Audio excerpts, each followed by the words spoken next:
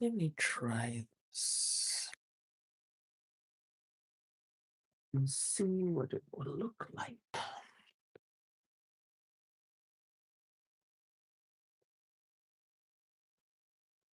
We'll see what this will look like. Oh, my God. Okay, looky. Instead of looking down my nostrils. Okay. And then that gives me a little bit more real estate. Let's see here. Let me get that.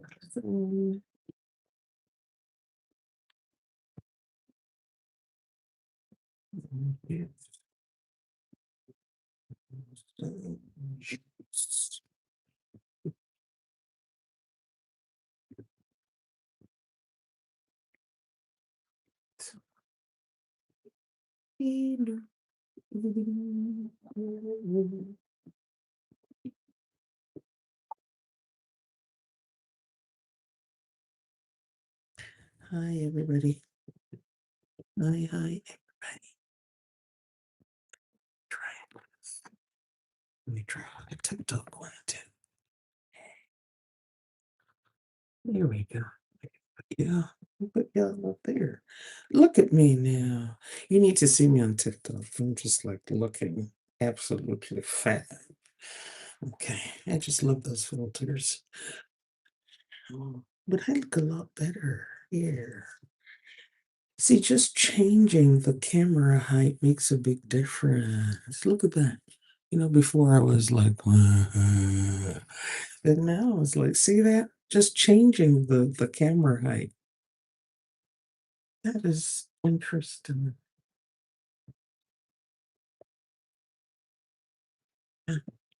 So we'll go live and TikTok. Oh, look at me now. Hi, good afternoon, everybody. Okay, I'm busy here loving on myself. I hope everybody's having a great Thursday.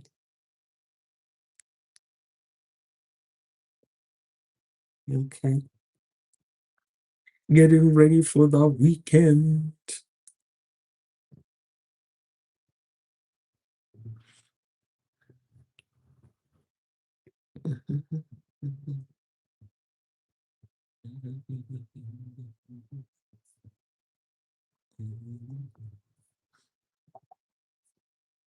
Today, we're going to look at the epic of these people. Okay. So the TikTok device. Here, I'm going to play with you a little bit before I put you up. Okay.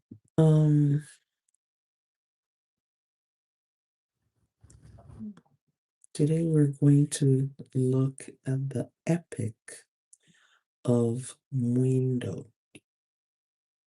The epic of Mwindo.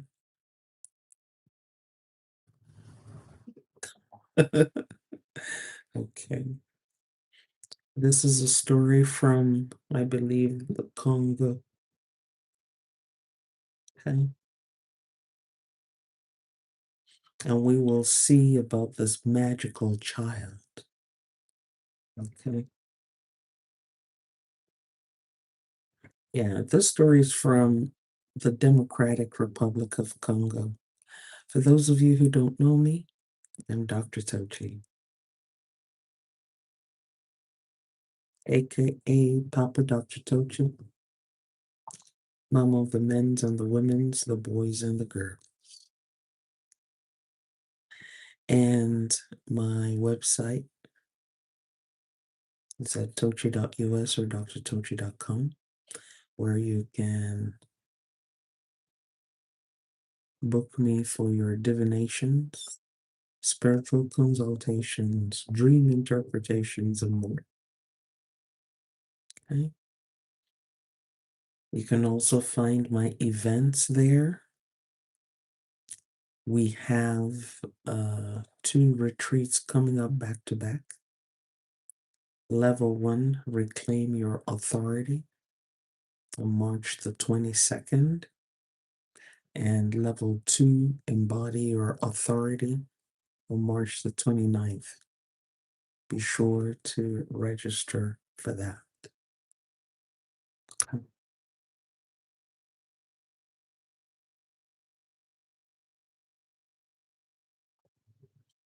The retreat will show you how to start taking charge of your own spirituality, your own reality, how to start creating things for yourself.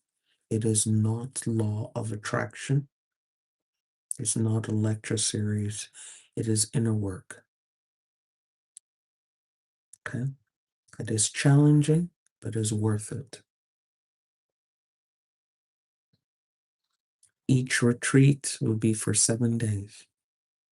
So level 1 will be 7 days from 8 p.m. CST to 10 p.m. CST at night. Same thing for level 2. Okay. Learn how to take charge of your reality. Learn how to practicalize your spirituality. Okay. Learn how to detox yourself, protect yourself, and prosper yourself. Learn the better way to start working and co-creating with your spiritual crew. If you've ever wondered why is it that I'm always asking my spiritual crew, do this for me, help me, do this for me, and you're not getting the results you want or need,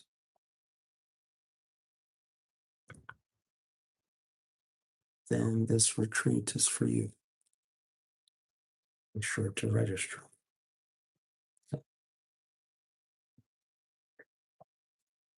If you need protection and favor bracelets, those are also available.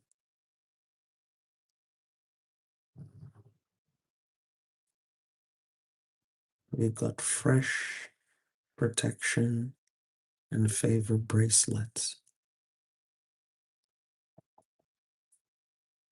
If yours is broken or damaged, you need to get it replaced. Okay? If it's broken or damaged, it's doing its work. It has done its work. You need to get it replaced.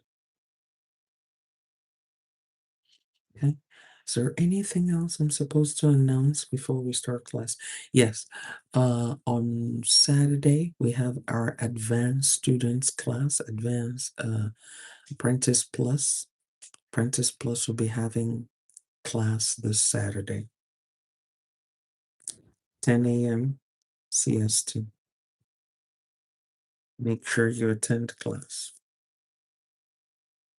This is when you attend class, you can ask questions directly about things that you don't understand, things that confuse you.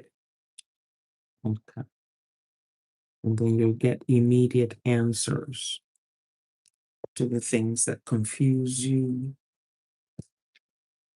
And you also get to network with other students. Okay. Please take a moment to like and share the class. Give it a thumbs up. Give it a heart so that the platform will know to inform people that class has started. Hello to all of you who've shown up. I hope you have your drink, your snack, your notebook, and your pen. And we'll get started now. Today's story we're going to analyze metaphysically. Today's folk tale we're going to analyze metaphysically is the Epic of Mwindo, and it's from the Democratic Republic of Congo. For those of you who don't know where Congo is, it's in the heart of Africa. Just saying. Okay.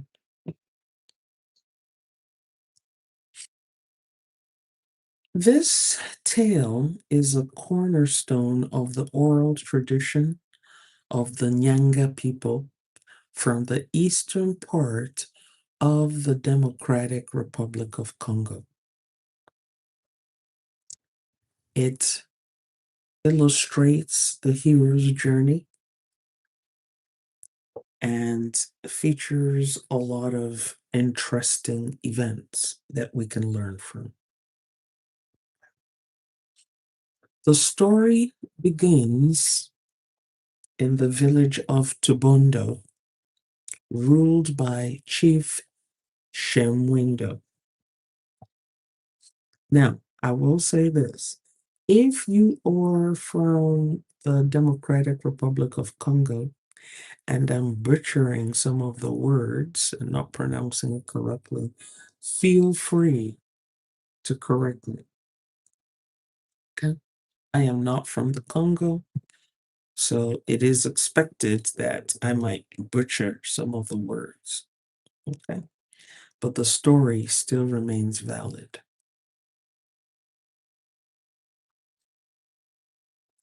So, Chief Shamwindo woke up one morning and chose violence.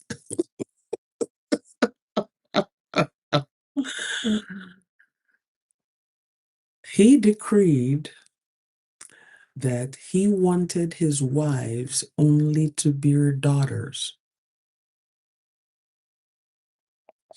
Okay, AI on TikTok says this is the epic of window.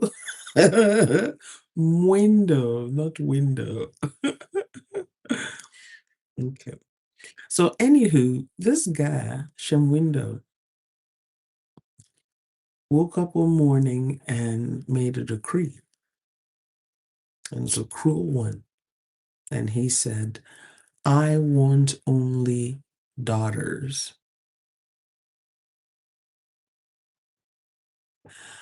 Miss Kiona, business is important. If you don't have money, you have problems. Remember, you can always catch the replay of this. But thank you very much. I appreciate the implied compliment. Thank you. But business is important. Money is important. So, anyway, he wanted his wives to only bear daughters so that he could make money off their dowries. And he said to his wives that he would dispatch any male child born to him. In other words, he would unalive any male children. This man woke up one day and said, I want to make money, and my investment plan is going to be through my daughters. The money I'm going to get from the suitors, those that come to pay dowry for any of my daughters. And, in some cultures, people, especially the males of the family, will demand huge amounts of dowry because they will say, oh, we spent a lot of resources bringing up this girl to bring her up to a marriageable age. Therefore, we want to get paid back. Now, some of them will say, oh, no, we're not doing this to get paid, but really they're doing it to get paid. And in some cultures, it's the women who pay the dowry to the men. So you would have a situation where the family, they don't want females, because if they have females, they have to come up with the money that they're going to pay the groom. I believe they do this in some Hindu societies, in some groups in India, for example. It's the woman's family that will now give money to the male family. Okay, so they don't want daughters.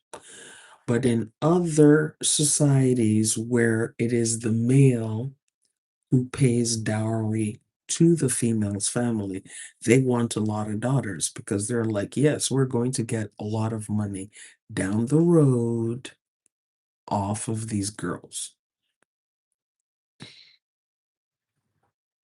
Okay. So while his other wives started giving birth to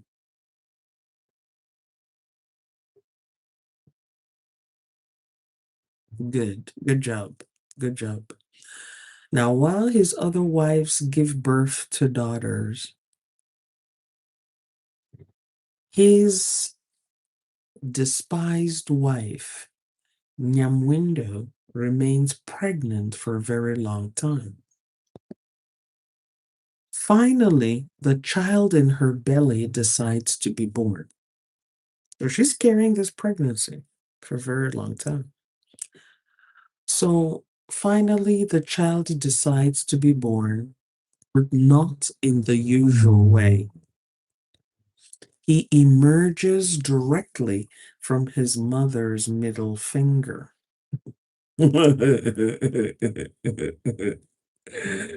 Okay. Here we have a challenge if we start looking at this metaphysically. We're having someone who is saying, I will only make my wealth, my prosperity, through the female principle. And I am going to control how I make money. I'm going to control and tell the universe, I'm going to tell creation how I want to make money.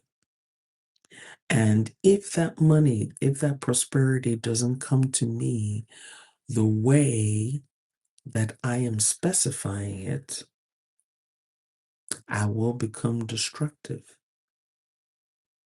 That's basically what this Chief Mwindo was saying. But we need to understand that nature will not be denied. Nature will not be denied. And we can see here in the story, it says, while his other wives gave birth to daughters. So in other words, they were being obedient. They were producing females. And from the sounds of it, if they discovered that they were pregnant with males, they themselves taking care of that, because they wanted to give birth to females. They wanted to remain in their husband's good books. They did not want to disobey their husband. Okay? This is what he wanted, and this is what we will give him. This also speaks to the subversion of the female function and to the subversion of nature. We already know from biology that it is the man who determines whether a male or female is born, not the woman. It is the male, it is the man who makes the woman pregnant, who determines what comes out. So the fact that he is now putting the burden of this responsibility on this woman, on his wives, let me put it that way, is also telling. So we're looking at a situation where someone is saying, I have my function as male energy. male principle. I have my function as a male, but I'm going to put the burden of that responsibility on you, the female. And the female started taking on the male responsibility. They started cleaning up the male's mess because they wanted to remain married, they wanted to have a husband, they have like status. Because in a lot of societies, even in the American society, we still accord status to women who are married. Regardless of women coming out and saying, I have rights, I'm a feminist, I'm an independent woman, blase, blase, blase. The society as a whole tends to accord more status and more value to a married woman. It's unfortunate, but it's true. Okay. So the child in the belly of Mwindo, his wife, and this is a wife, out of all his wives, he didn't really like her, he didn't care for her. So that child decides to be born, and he's born through the middle finger. The middle finger,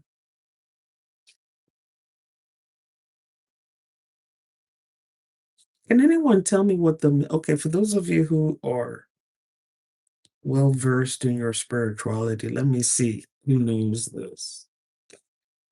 What does the middle finger represent? Especially those of you who are into African traditional religions.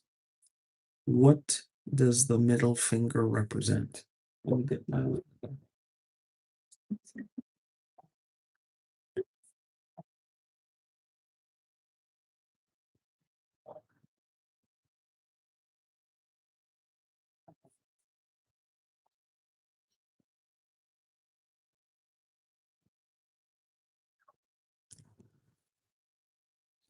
Okay, idioma says balance. The middle finger can represent balance. It can, but in the what else? Let me phrase it that way. What else can it mean?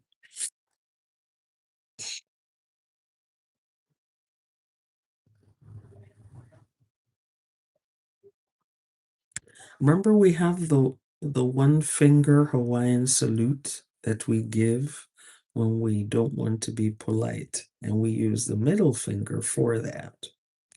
So, what do you think the middle finger can also represent? Yeah, but what does it represent?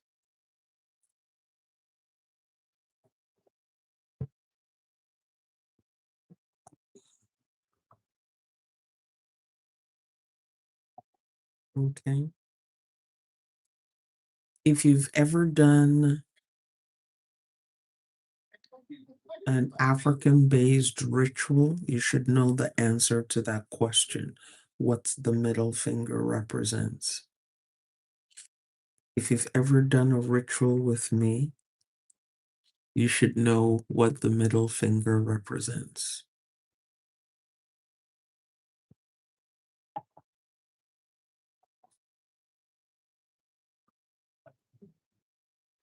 Anyone? Any takers? What does the middle finger represent?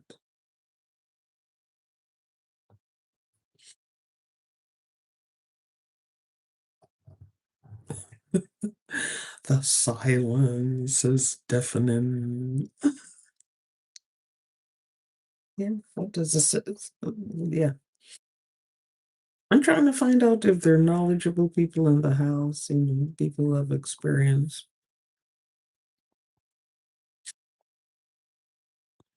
Ooh, it's a little bit chilly today in Houston. Mm,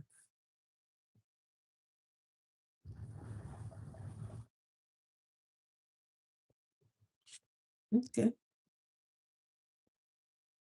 Okay, Miss Kiana, don't stress yourself. There are other people in the class, so you shouldn't feel obligated to keep on answering. There are other classmates in here with you,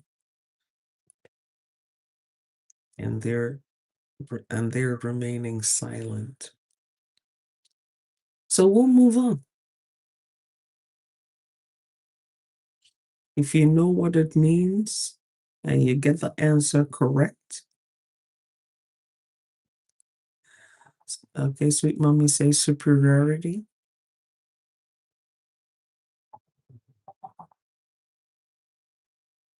tangentially, structure and maturity. No.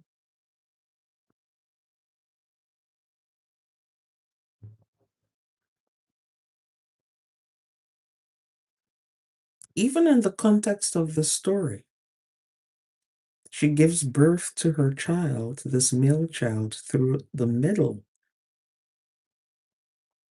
finger. Okay, sweet mommy, you're getting warm. You're getting warm.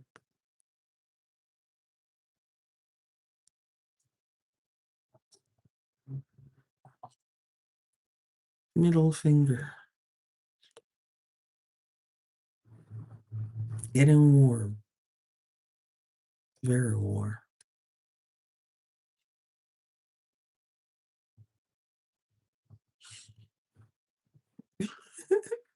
Does anyone know?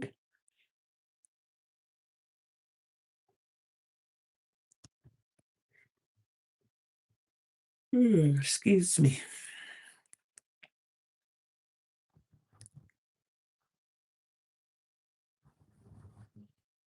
No, someone already said balance before, and I said no.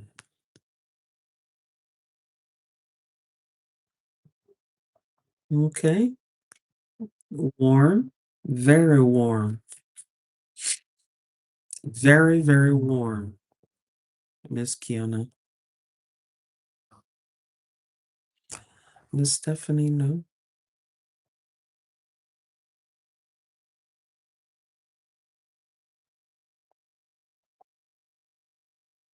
Very warm.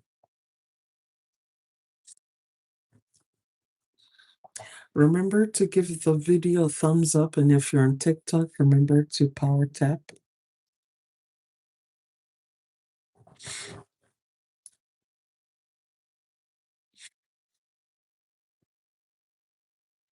Okay. Sweet Mommy was warm. Miss Kiana was very warm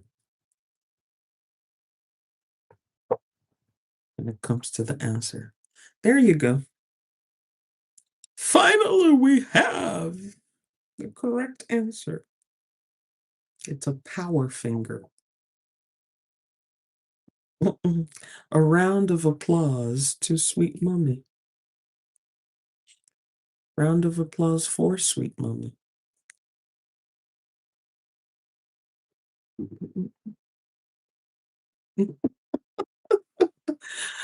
Sweet Mommy has taken the day.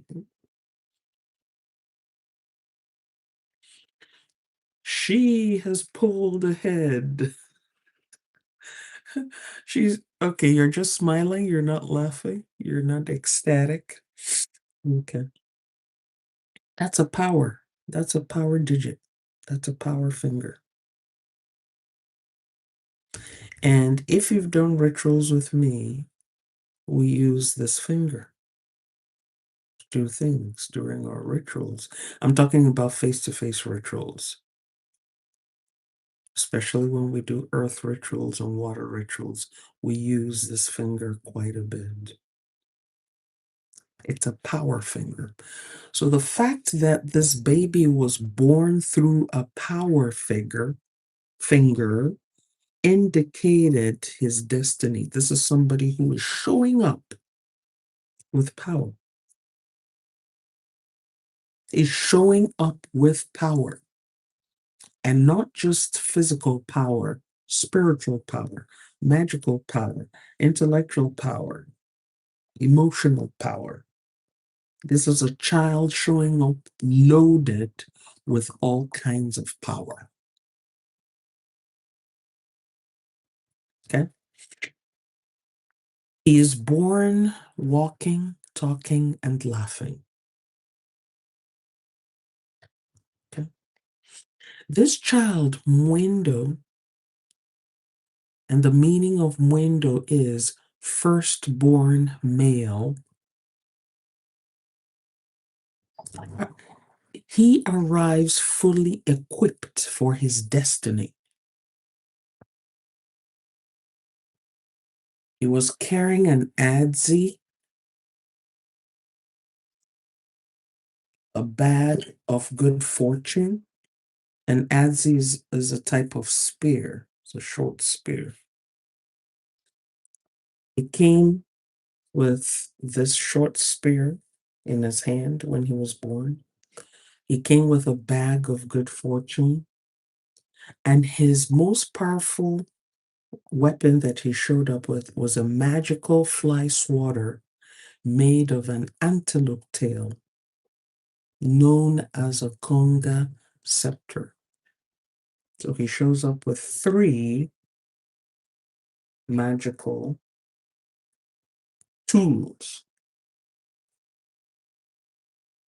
Bag of good fortune, that is wealth. The adze, the spear.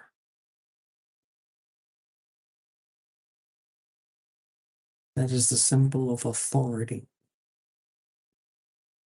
And the fly swatter, the conga scepter, that is for protection. So he shows up fully loaded. Okay.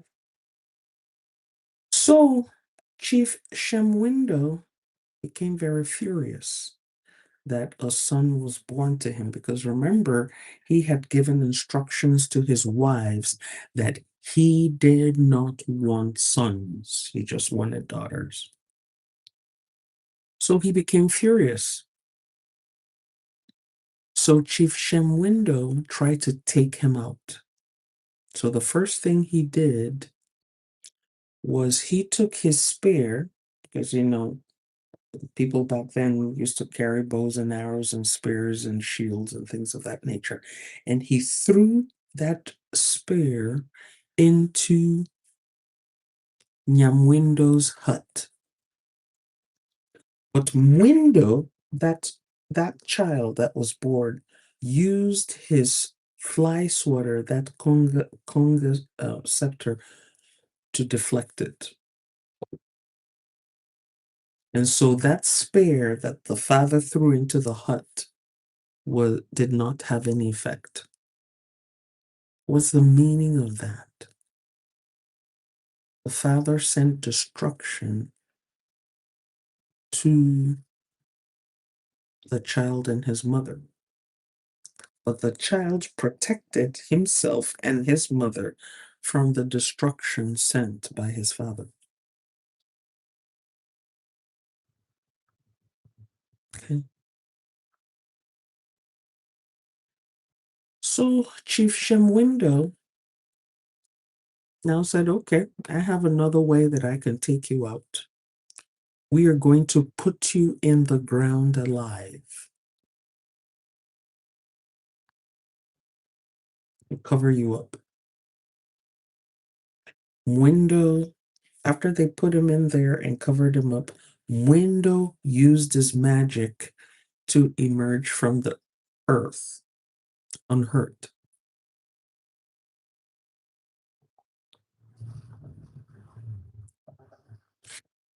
So Chief Mwindo became desperate. And he said, I got to take this boy out. I'm sure by now you realize that the father knew that this child showed up with a lot of power, because these are pretty unusual ways to try and take out someone who is just a baby. and the person is able to handle you. It's pretty unusual. So the father says, okay, I tried using air and earth elements to get you. I couldn't get you with the air element. I couldn't get you with the earth element. I'm going to use the water element to get you. So he ordered Mwindo to be sealed inside a log drum. So they got a piece of log, log from a tree.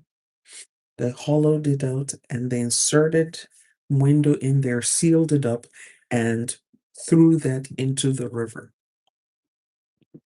These signify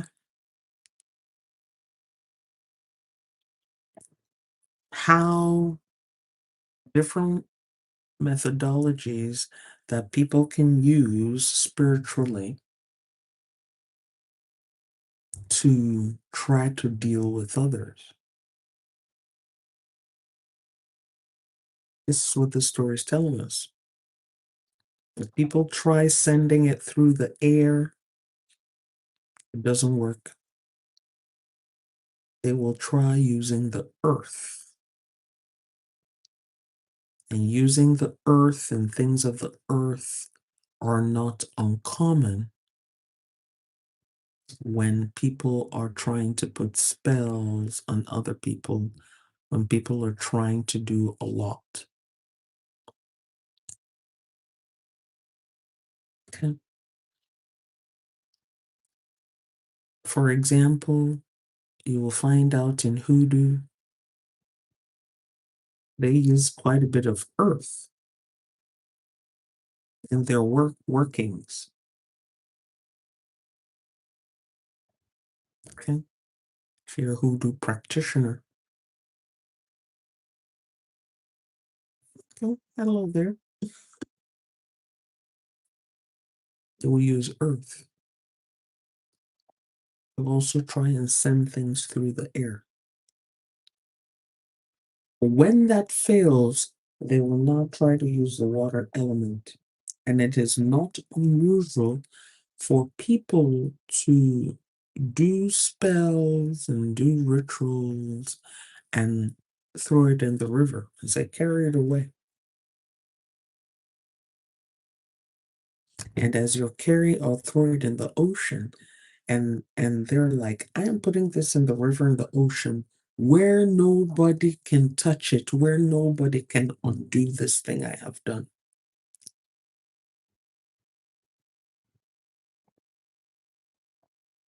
Water rituals are pretty powerful rituals. Earth ones are also powerful. But the water ones are particularly strong, especially when the water is a motion. Because you see, if let's say for instance, and I have to word this very carefully, if I do something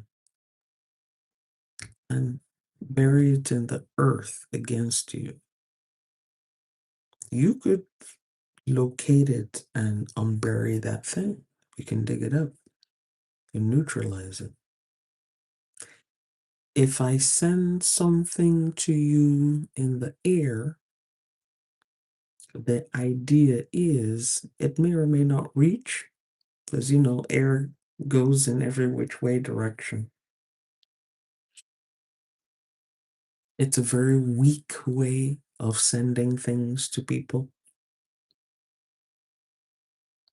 Because you could be in the process of and it blows back in your face. So that's considered low-level magic. Because I could, and it could go anywhere. It may not go to the intended target. It might go in anywhere else. And I have to be in close proximity to you, oftentimes. Okay? Not always, but oftentimes.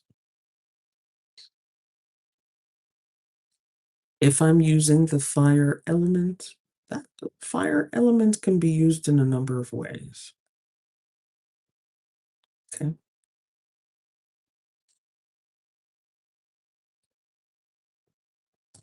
Fire element can be used in a number of ways. Let me park that for a minute.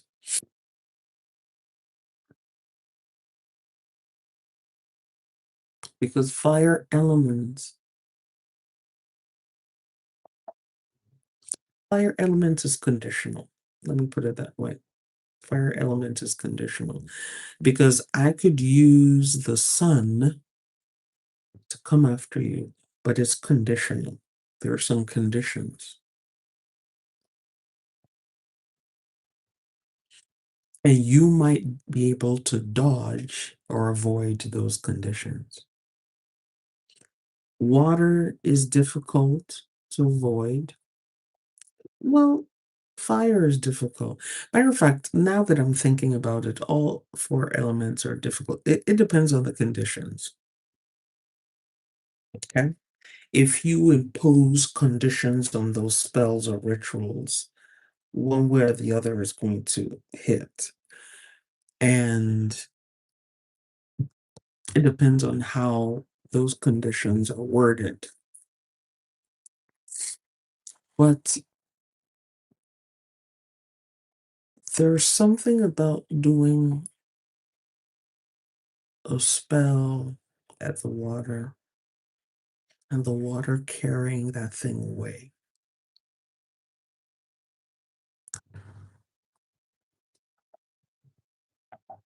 It becomes very difficult to go there and say, well, I want to retrieve this.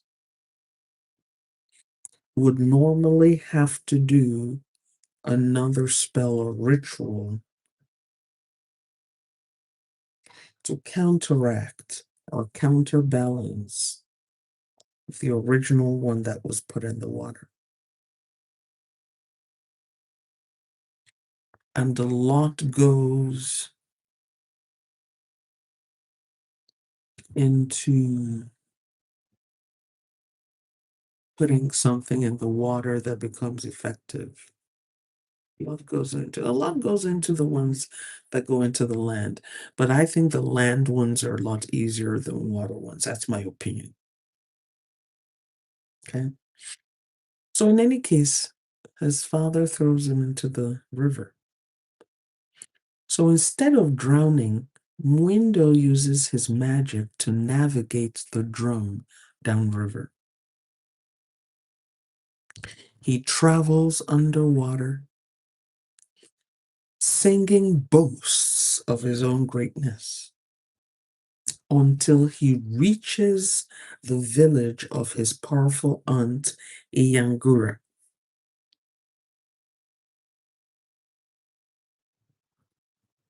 He's boasting. He's praising himself.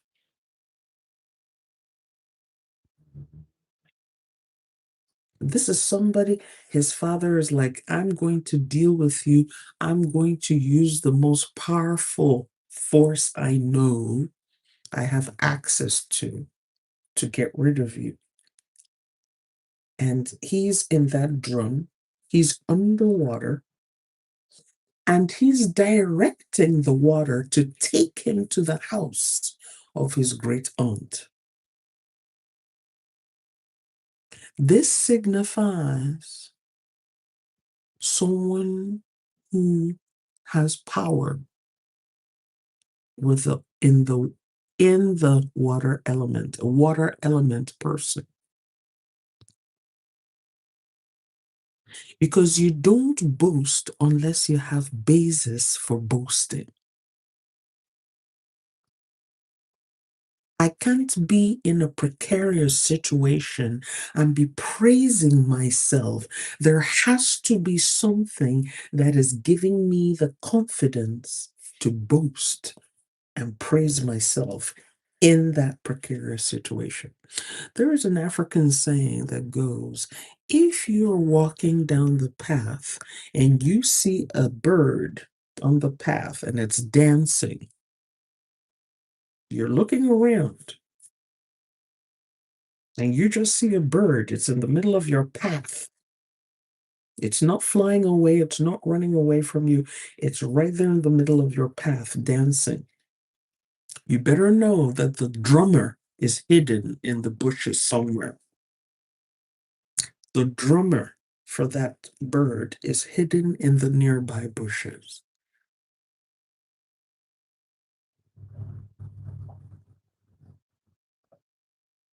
And you should be concerned. Because normally, if you're coming down a path and a bird is there, if it sees you, it should fly away. It should take off. But it's not. It's there dancing in the middle of your path. You have to know that its drummer is in the bush nearby. The source of its power is nearby. So for Mwindo to be in this hollowed out drum underwater, boasting, that tells me his power came from the water. So his father had thrown him in there to be took care of. But he didn't know that he took this child and threw him into the source of his power. So that's why he's boasting. He's underwater. He's not on top of the water. He's not drowning. He's not choking. He's not drinking water. He's not even swimming. He's boasting and directing the drum. I want to go to my auntie's house. That's Mommy Water Spirit. As a queen of the water. That's a water spirit guide, a very powerful water spirit guide. That's the significance of this. You tried taking me out with air, it didn't work. You tried taking me out with earth, it didn't work. I managed to get out. I managed to avoid you. But now you threw me in the water. You have put me in my element. I'm going to now use this element to my advantage. And many people who are of the water element would identify with this. You find out that there are things you can do with water that appear to be magical, appear to be fantastic. And people are wondering, how did you do that?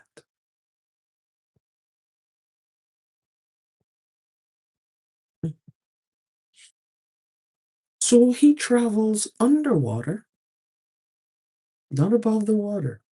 And you would think that him being in the drum, he'd be floating on the water. No, he's not floating, he's underwater. He's traveling in his element. He is in his element. And he's singing boasts of his own greatness, praising himself, giving himself courage, giving himself morale. Sweet Mommy says human submarine. You got that right. And that's what warriors do. You see a warrior beating his or her chest saying, "This is who I am. You cannot defeat me. Do you know who I am? Let me tell you of my exploits. Let me tell you of my prowess. Let me tell you of my victories. I am who I say I am."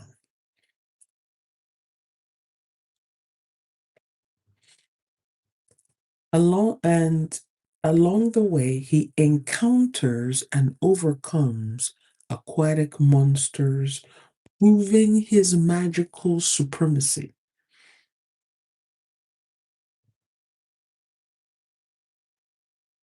So he's underwater fighting and defeating because that's his element. Okay. His aunt frees him from the drum. So he gets to his aunt, he's directed, he's like, okay, you've put me in this prison, but I know someone who can free me from this prison. And even though I'm in this prison, I am still powerful inside this prison. I still know who and what I am inside this bondage. And I'm going to go to the person who will open free me from this bondage and do more.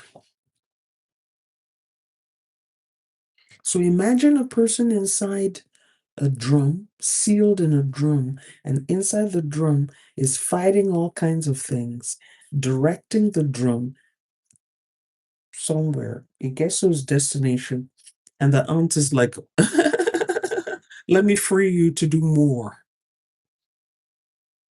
Because you were powerful in bondage. Now I'm going to free you to do more. So it's like he goes and aligns himself with his water spirit guides. He aligns himself with a powerful water spirit guide like a mommy water. And his powers increase. His powers increase. And if you were to give an equivalent using the Ifa cosmology, he didn't go to Yamoja or Yamaya. He didn't go to Oshun. He didn't go to Oya. He went to Olokun.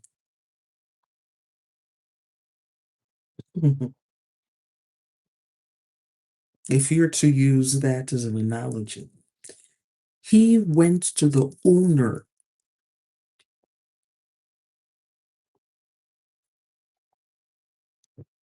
of the bottom, the foundation, the origins of water. And he went and made an alignment there, aligned himself. He said, this is where I need to be. He exactly went to the CEO. Okay. You've been doing me like this and doing me like this. You've been trying me and somehow you were able to tie me up and put me into this drum and throw me away. And in your mind, you're feeling, oh yeah, I have finally disposed of this person. I'm going to go get some more power. You thought I had power? Now I will show you power. I will show you what real power looks like.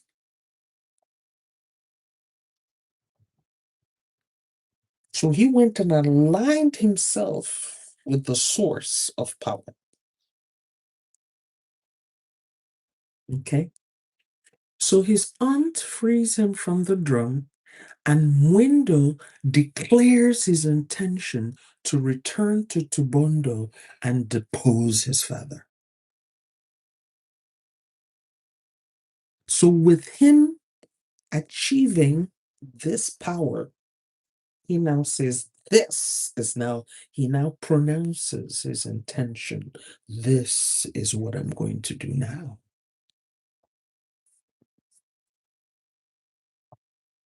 I'm not going to come here and get this power and still sit in a passive mode waiting to be attacked so I can defend myself. No, I am the one who's now going to go to the attack. I am the one. I've just been watching you. You've been doing what you want to do. You have been doing all the things you have been doing. But now I'm coming for you. Because remember, the father was the one that made the rule. He didn't make the rule. And he came out and he was minding his own business. And his father was doing all these things to him and his mother. And he's like, okay. I'm gonna go get some backup and I'm gonna come for you. And sometimes in our spiritual lives, we can't always be passive. Sometimes we have to be active. Sometimes we have to stand and say, you know what? I am done just being here defending myself. I'm going to bring it to you. Sometimes you got to take it there.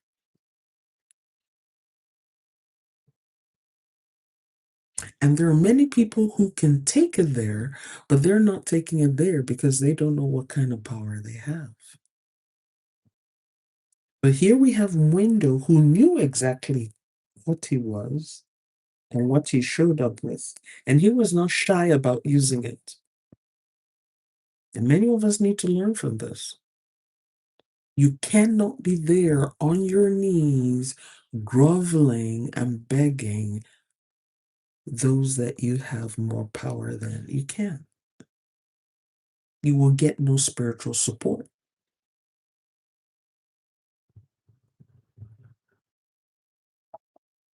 Oh, I don't know why all of this is happening to me. Why isn't my spiritual crew supporting me? Because you have more power than that person. All you have to do is speak the word. But you're busy there saying, no, I don't want to rock the boat. I don't want people to be offended. I don't want people to think I'm obstinate. I don't want people to think I'm hard. I don't want people. I don't want people. I don't want people. And you remain in bondage. So your spiritual crew is like, okay, you got the power, but you don't want to use the power. So we're just going to sit here and watch you. So Mwindo returns to Tubondo with his aunt and his uncles. He returned to Tubondo, where his father was, his father's village. He returned there with his aunt and his uncles. That tells you he went there with spirit guides. He went with reinforcement. Not only did he go there and align himself with his aunt, he aligned himself with his uncles. So when he came back reinforced. So, no, we're not just going to deal with my own personal spiritual power. I'm bringing my crew. We're coming.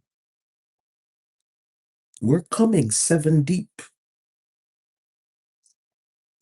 Using his magical conga scepter, remember the antelope tail, the magical fly swatter, he summoned lightning and destroyed the village, wiping out all his father's warriors. All those spirit guys that were fighting on behalf of his father, he took them out.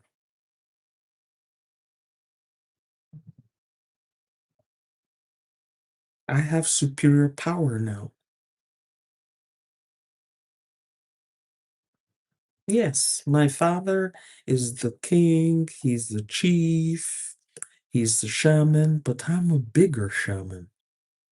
He took him out. So we're now looking at a spiritual warfare described as a physical warfare. Terrified, his father, Chief Mwindo, fled. And how did he flee? He pulled up a fern plant and escaped through the hole to the underworld. He went to his ancestors for help. That's what that means. Mwindo was unwilling to let him go. Mwindo was unwilling to let him escape. So Mwindo followed him into the subterranean realm. Mwindo went with him to the ancestors. I love these kind of battles. Wherever you go, I will go. And I'm not saying it like Ruth and who are those biblical people? Ruth and Naomi. Wherever you go, I will go. Mm-mm. There's no hiding place for you. Because I was busy minding my own business. You attacked me with air. You attacked me with earth. You attacked me with water. Now I came prepared. I'm going to get you. I will take you out.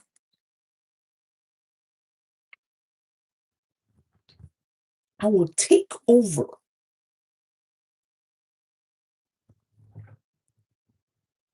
So the father went to the ancestors. He too went to the ancestors. So as you're pleading your case with the ancestors, I will be reporting you to the ancestors. As you went to the ancestors for them to protect you, I will go to the same ancestors because your ancestors are my ancestors. So as you're asking them to protect you, I'm going to be asking them not to protect you because I'm going to tell them the abominations you have committed. Why would you try to take out your own son, your own wife? So you see the nature of this battle. In the underworld, Mwindo met Mwisa, the ruler of the dead. Mwisa agreed to hand over Mwindo to Mwindo, but only if Mwindo could complete some impossible tasks. So yeah. So you went to the court of the ancestors. Everybody stated their case. And the ancestors are saying to you, okay, we will let you exact revenge after you have done certain things. We're going to give you rituals to do. That's what these tasks represent. We're going to do certain rituals. Because again, thank you for the gift, Angela Nicole. Thank you, thank you, thank you. Because remember, again, it's an abomination for the child to take out the parent. There is that principle there. But if you do these things, you will now have the spiritual authority to take him out, even though he's your father. Thank you for the roses. Hello there.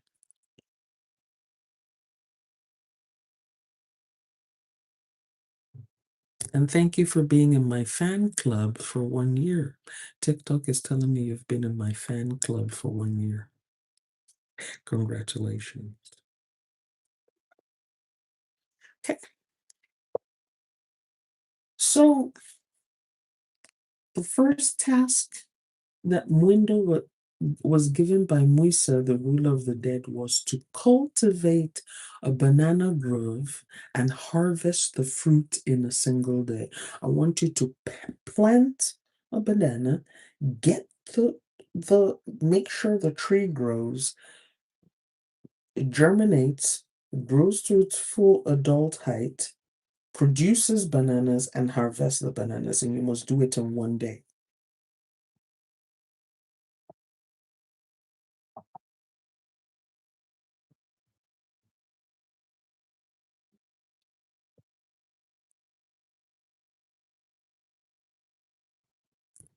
The next one task they gave him was to extract honey from a magically hardened tree. There's honey in this tree, but it's hard, and you need to get the honey out of this tree. And he again used his tools. Remember, he had 3 magical tools. 3 is the number of manifestation, and he did it. And remember that these tasks represent rituals.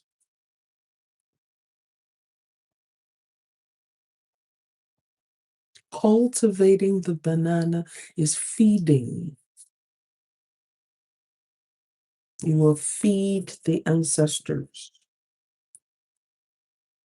immediately and greatly. Extracting honey.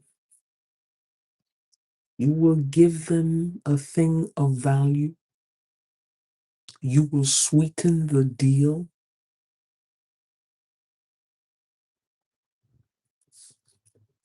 You will please us, give us an offering that will please our hearts.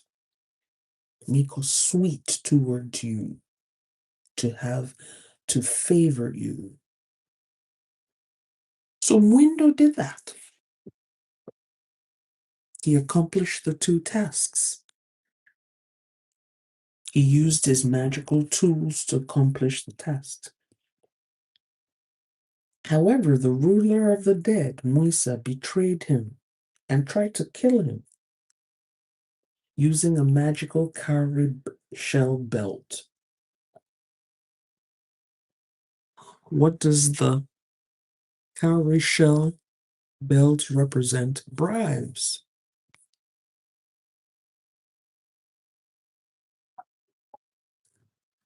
The head ancestor, the lead ancestor, was bribed.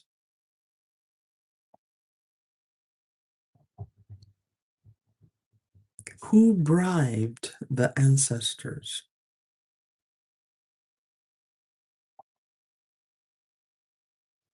Who bribed the ancestors? There's a very big spiritual lesson here that you need to get.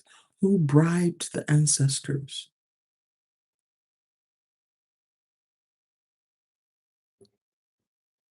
The ancestor says, do these two rituals and we will let you have him and do with him whatever you will. Who bribed the ancestors?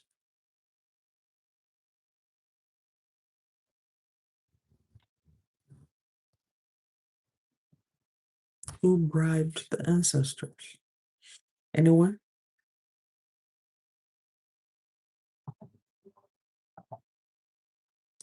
This story is very interesting because it's loaded.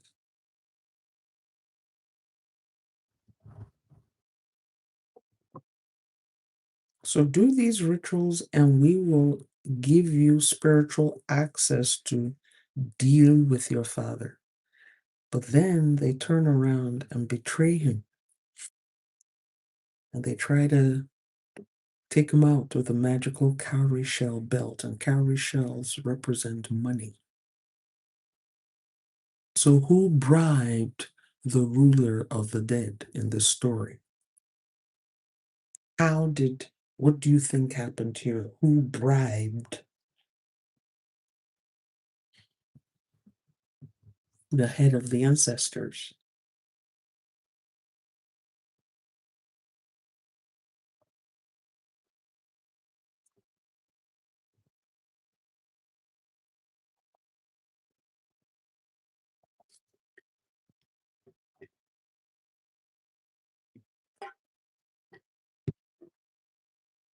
TikTok folks, you can also answer. If you know the answer, don't just leave it for the YouTube folks. Who bribed who? Who bribed the leader? Who bribed Muisa, the ruler of the dead? Who bribed him?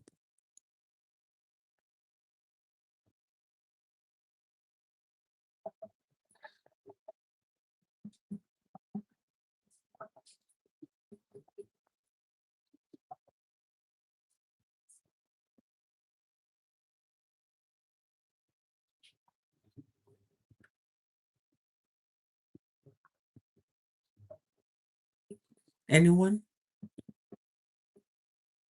Okay.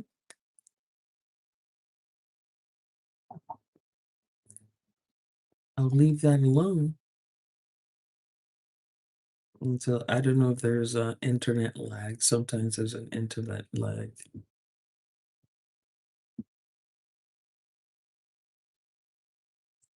How could the other wives bribe the ruler of the dead?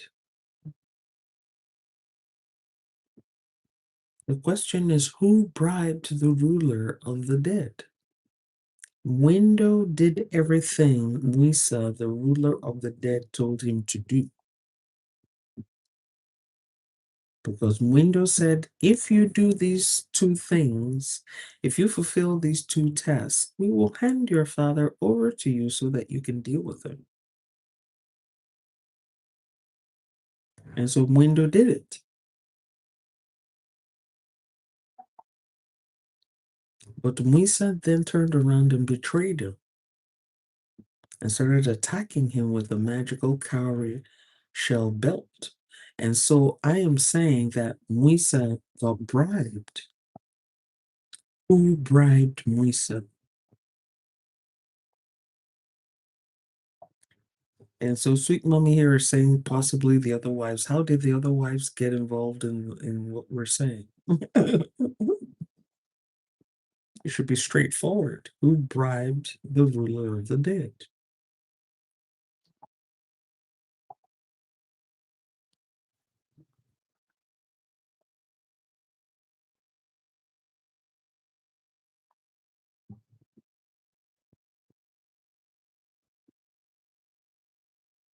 Correct, Miss Kiona, the father. It's not rocket science, it's the father. Yes, Miss Mirfer. Okay, elder divinity. Correct, is the father. Because remember, the father is not without resources. And there's a big lesson here. Remember that I've always taught that spirit guides are neutral. And I've always taught that spirit guides are transactional. If you give them what they want, they will give you what you want. They're not human to be moved by emotion. They're to be fed what they want. So even though Mwindo had given the ruler of the dead, aka the head of the ancestors, what he had demanded, the father went and gave the head ancestor more than what his son gave. And so they switched sides. And this happens in spiritual practice. You can see somebody saying, oh, this is the deity that I venerate. This is a deity that I work with, or I work with this spirit guide and I do this with a spirit guide. And they're boasting, I work with a spirit guide, or maybe they tell people I work with a spirit guide. And somebody says, okay, fine. I'm going to go get that spirit guide to turn against you. Some of you might remember the class I taught some years ago about what happens to somebody if their own spiritual crew turns against them. And in that class, you can go catch the replay on YT. I said you can have somebody, if you're not taking care of your spiritual crew, somebody else can come and take care of your spiritual crew and turn your own spiritual crew against you.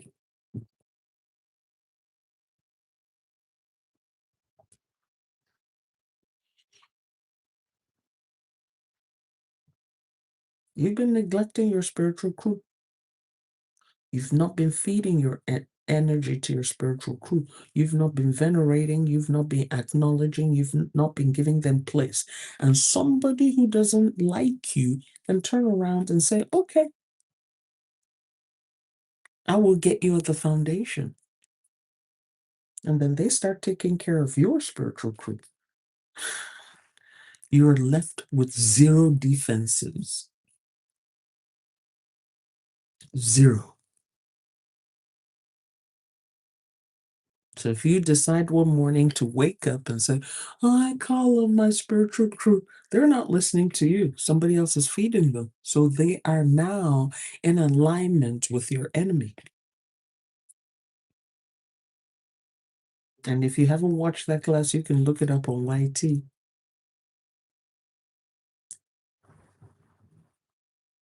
What happens if your spiritual crew turns against you? And I believe in that class, I told a story of somebody whose spiritual crew had turned against him. So the fact that you are venerating Oshun, or you are venerating Santa Muerte, or you are venerating Hecate, or you are venerating Diana, or you are venerating Alat, or you are venerating Mami Wata,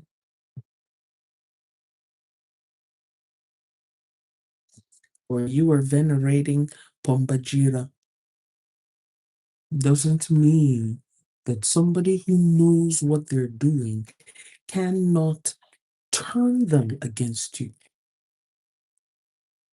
Okay? If they know how to do it and they know what they're doing, they can. And that is exactly what happened here.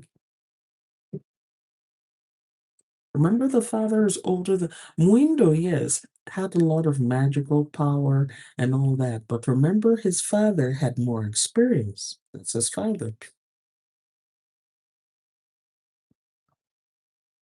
So the father is like, this boy has all this power and can do all these things. I'm going to go through the back door.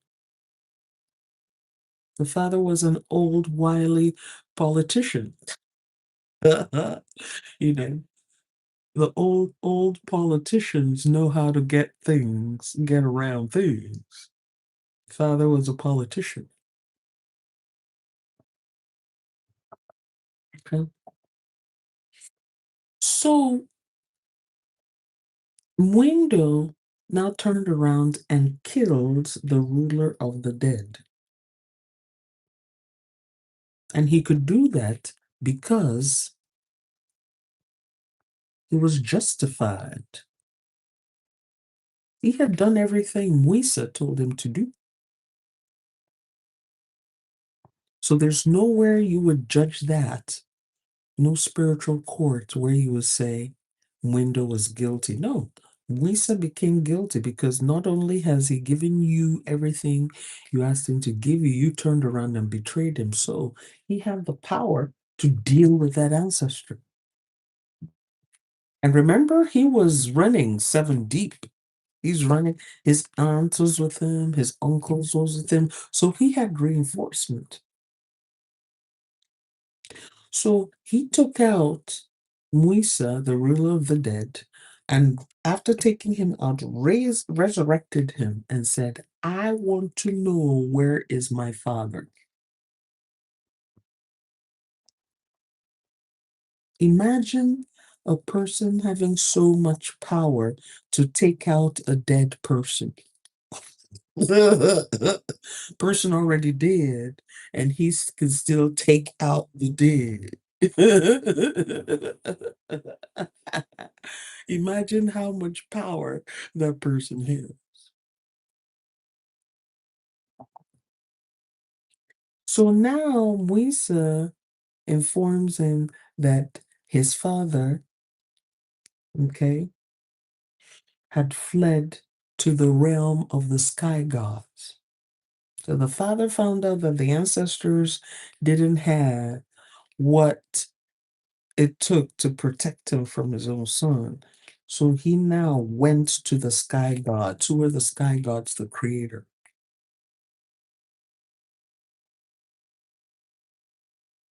It was now, I'm no longer going to be messing with ancestors. I'm no longer going to be messing with spirit guides. I'm going to go to the supreme authority. So he took his case to God, the creator. That's what it means by he fled to the, so he went and placed himself under the protection of the creator.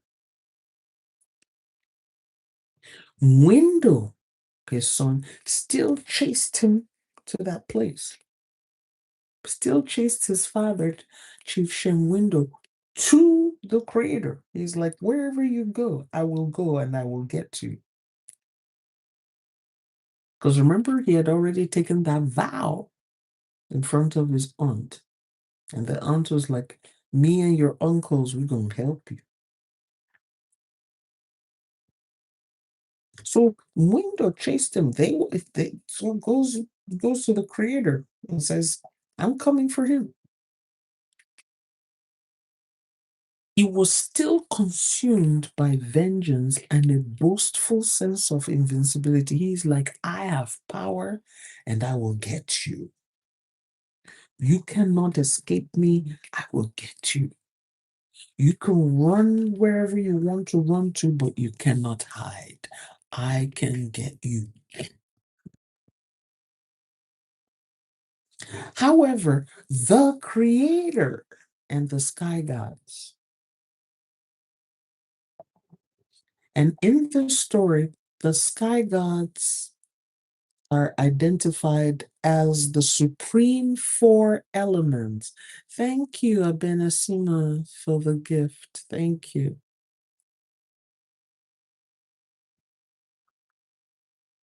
The primal elements. Some of you might remember the class I taught on primal water, primal earth, primal fire, and primal air. This has to be like 4 or 5 years ago. I taught that class about 5 years ago. Because when we're here working with these four elements, we're not working with the primal elements. We're working with the representation of the primal elements. When we have our water here, this is not the primal water. It's a representation of the primal water. When you reach down and pick up some soil, some earth. Thank you, thank you, thank you for the gifts. I appreciate you. Thank you. We are working with the representation of primal earth. So now we have his father Mwindo going to take refuge from the creator and from the primal elements. He has gone to the root, the foundation of it all.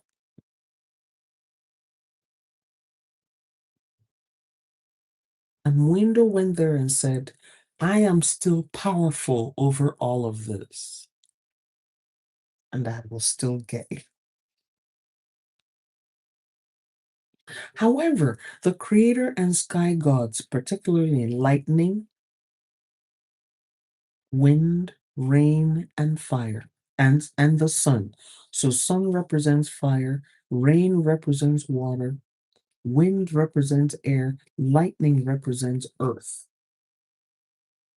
So the creator got together with the prime elements and said, Mwindo, you've gotten too arrogant. You cannot come this far and keep on boasting.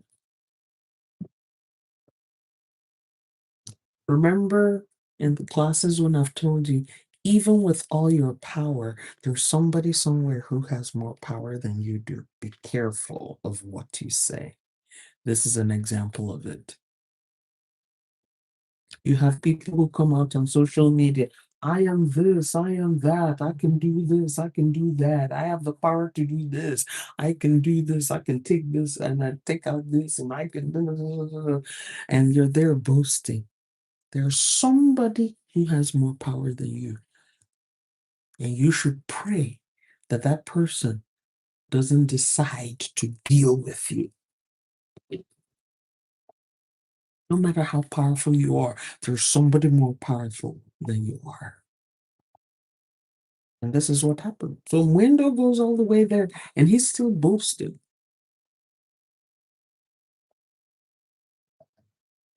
And so the creator and the sky god said, we've had enough of this. You can't come up in here. You should be pleading your cause. You should be explaining to us why you're angry so that we can give you justice. Not you coming up in here. We gave you your power. And you running up in here talking about how powerful you are. So they decided he had grown too arrogant, that he had taken out and destroyed too much. You've done too much. We know you want to take out Mwindo, but there's just too much. How does the military put it? It's not casualties. They use the term collateral. Man, there's just too much collateral. Okay. So they decided to teach Mwindo humility. Granted that you have a case, you are right.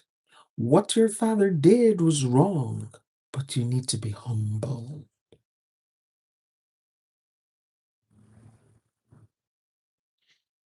So they subjected him to intense suffering.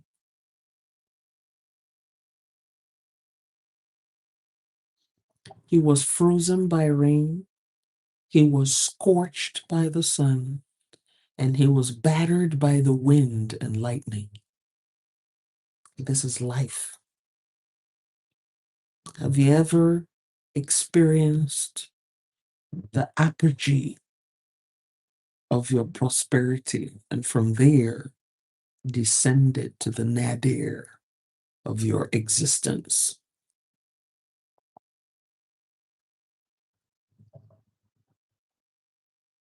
Have you ever been at the height of your powers? I have money, I have house, I have car, I have friends, I have relationship, I have marriage, I have children, I have this, I have that.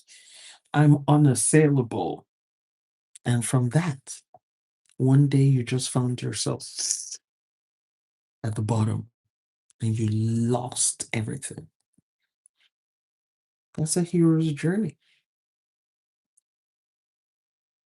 And it happens to many of us when we become too big for our britches. And the universe says, here, you need a little bit of love.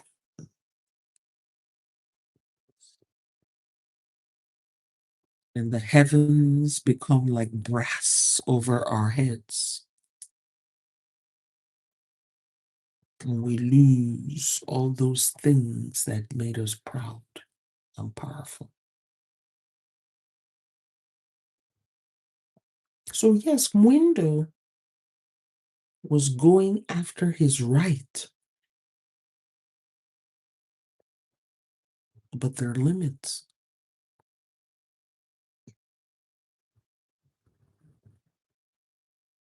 Again, we're brought face to face with one of the lessons we learned yesterday, which is the need for tact and diplomacy. You need to be able to read your environment.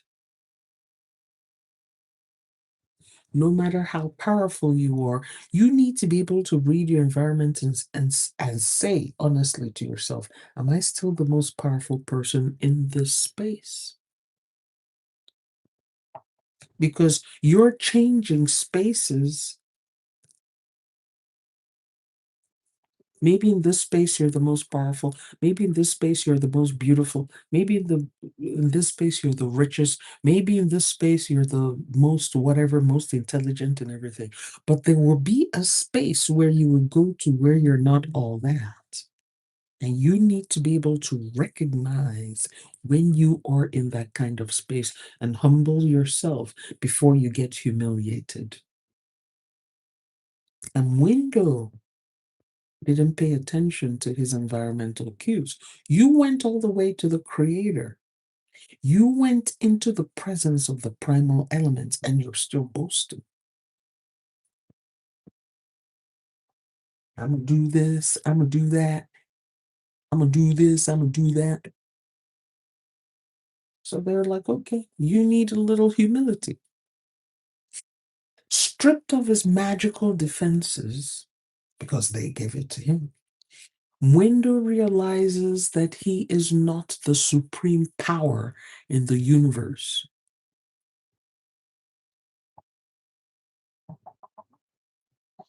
The gods teach him a crucial lesson. He must never kill again. They reminded him that true greatness comes from preserving life, not destroying it. Thank you, Spijo. Thank you for your kind words. Spijo says on TikTok, only few people understand your teachings. And then there's a heart emoji. Those who walk with you will always learn the best. Thank you very much. I'm so honored you would say that about me. Thank you.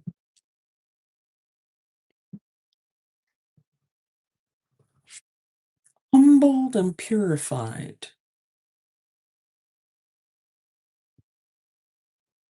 Because when we go through the dark night of the soul, Mwindo went through the dark night of the soul, and it purified him, refined him. And this happens to us a lot of times. We fall into the lowest part of our lives, and we become changed.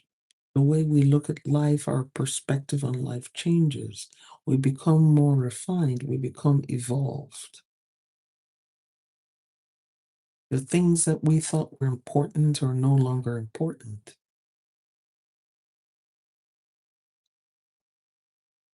We start seeing reality differently. We start judging differently. And that's what happened to me at Mwindo. So Mwindo became humbled and became purified. He became clean.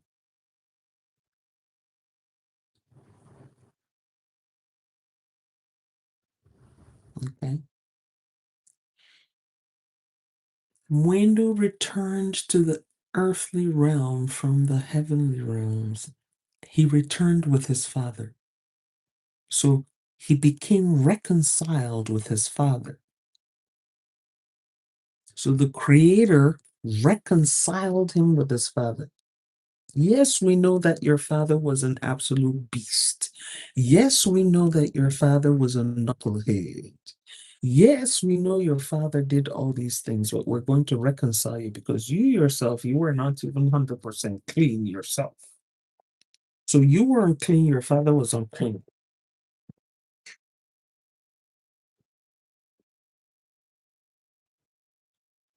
How can you be clean when your father was unclean? Your father gave birth to you. So we're looking at this story. It can even be interpreted as a person fighting their own nature.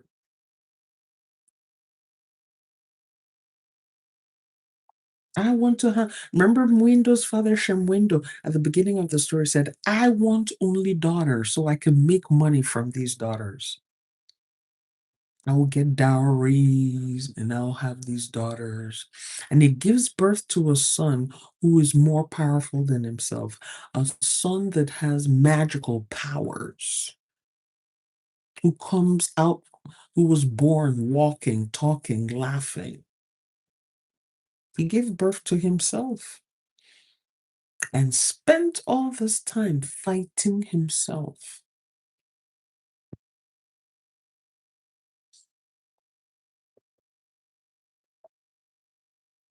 And so you have a reconciliation.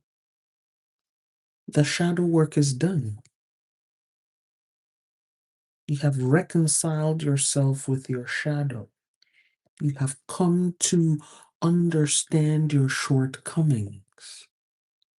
You have been humbled. You've been purified. You've been reconciled. because all this while you have been using your intellectual power, magical power, all kinds of powers to get what you want until you got to the point where all those powers couldn't help you. This is our journey too.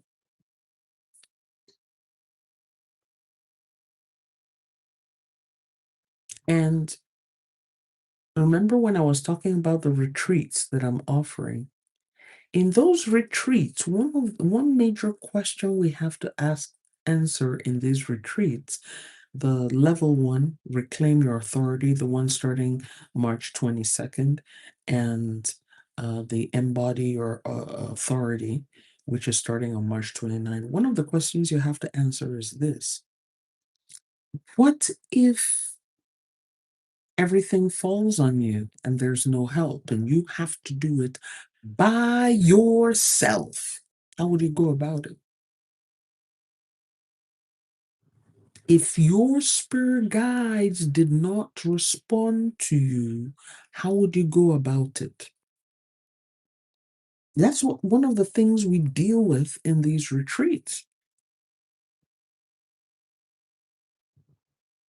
What will you do if you've done all the offerings you need to offer? You've done the rituals, you've done the spells, you've done the invocations, you've done the prayers, you've done the petitions, you've done the incantations, you've done everything that Dr. Tochi told you to do. You've done everything whoever your spiritual leader has told you to do. And yet,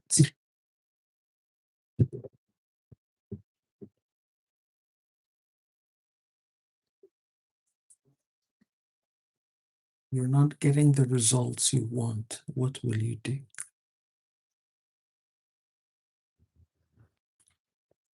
Because remember, Mwindo said, I will get my father and I will depose my father. I will take the kingdom from him. I will depose him. I will remove him. I will take over. I will be the supreme person in charge.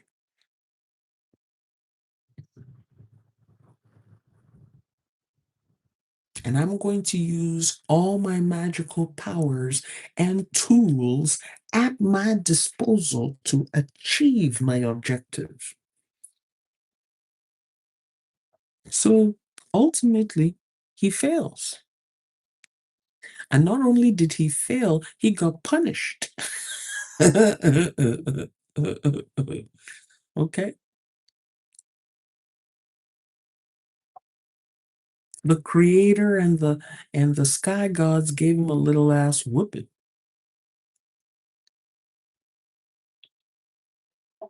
So the question becomes, what do you do when you fail?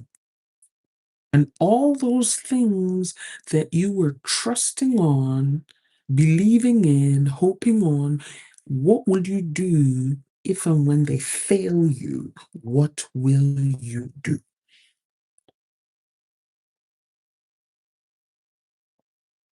And so we're looking at this. Mwindo had to reconcile with his father. That's the only thing he could do.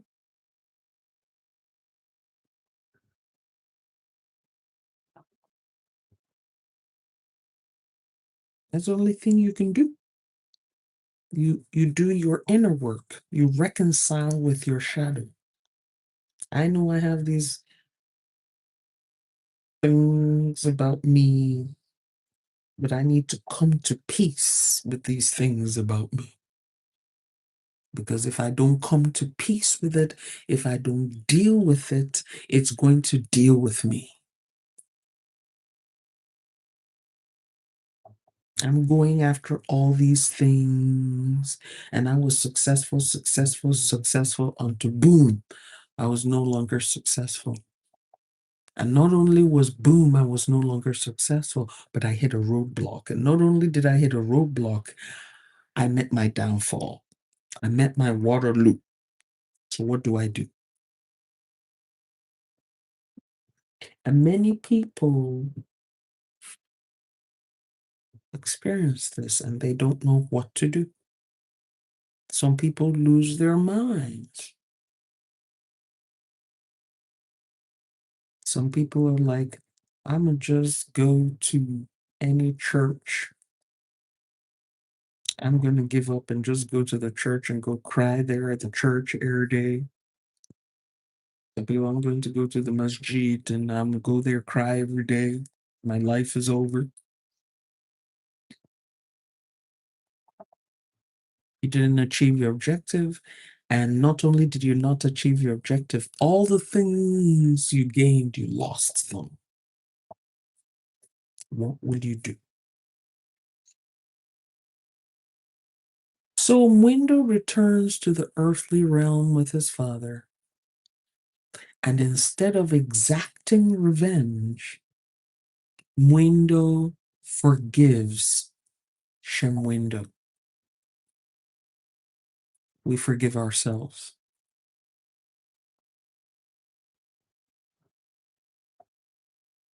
So even in our grief ritual, that's a legitimate grief point. I forgive myself for all the ways I betrayed myself.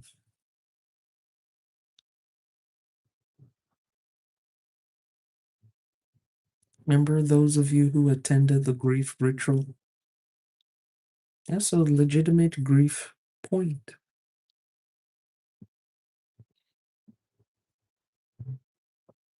I grieve all the objectives I did not achieve. All the plans I had for myself, all the dreams I had for myself, I give them up. All the things that I lost, material things I lost, all the relationships I lost, all the prestige and status I lost. I'm going to cry over it right now. And after I'm done crying over it, I'm going to accept that it is lost. That's shadow work. That's inner work. So do you see why it's hard? So do you see why I say that those two retreats are challenging?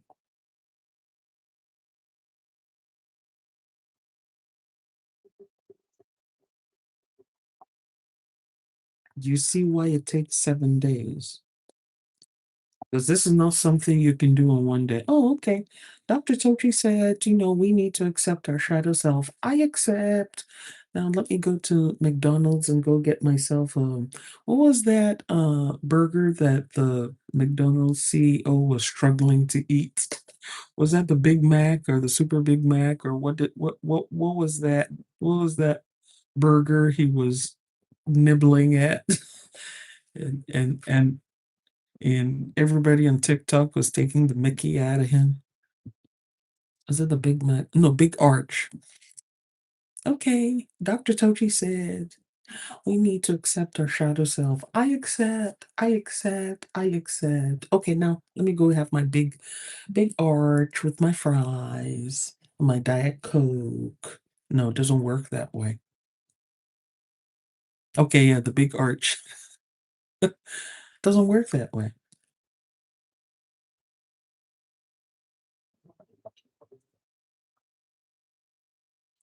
Mrs. Allen says, Dr. T, this is like an entire Ethiopian Orthodox teaching. Love it right.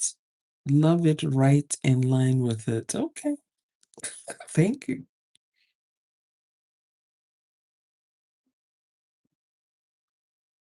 That's why I was telling you when we started the story, I love the story because it is so nuanced, it is so layered, it is so packed.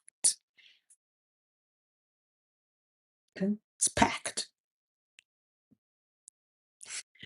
So Mwindo goes with his father Mwindo back to the village of Tubondo. They resurrect the villagers of Tubondo, whom Mwindo had taken out earlier. Because remember, he had sent there when he went there with his powerful spiritual deities, aka his aunt and his uncles. In his fight with his father, there was like collateral. So they went and resurrected the people he had taken out. This signifies not only reconciliation with those we have hurt, but also restitution. So not only after we have done this inner work and we have reconciled with our shadow self, we now start looking around and saying, who did I offend when I was still wrestling with my shadow self, thinking that my shadow self was all that and sliced bread? Who can I reconcile with and make restitution to? Who can I go to and say, I'm sorry for the way I treated you? You did not deserve this. We all have people like that in our lives. People who were innocent, that had nothing to do with our drama. So, for example, let's say we were battling the throes of some addiction and we were snatching their stuff and selling their stuff and using the proceeds of their stuff to fuel our usage. We need to go reconcile and apologize to those people, especially our family members.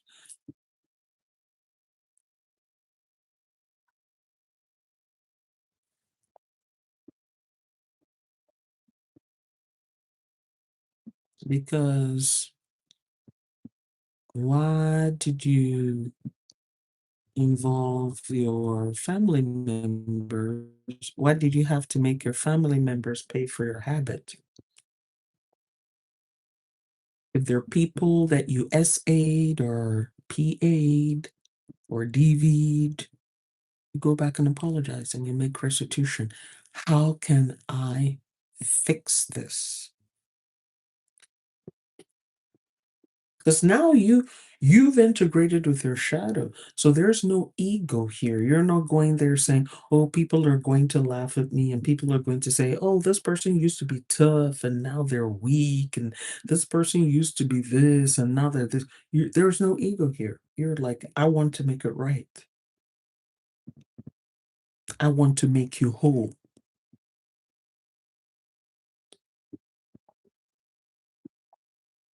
Give me the opportunity to make it whole. That's one of the most powerful things you could say. And it can be very disarming.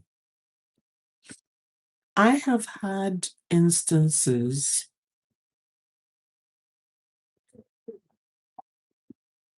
when I worked corporate where as a manager or director or somebody will come to me and say, oh, so and so complained against you that you did this to them and you did that to them and na, na, na, na, na, na, na, na, na. And after a while, I learned that this is the best way to handle that. I would say, tell me, oh, the person said you did this and did that, and they felt this way in some kind of way, and you did this and you said that, and they and you and then da da da, and you did this to them and that and whatnot. And I listened to everything.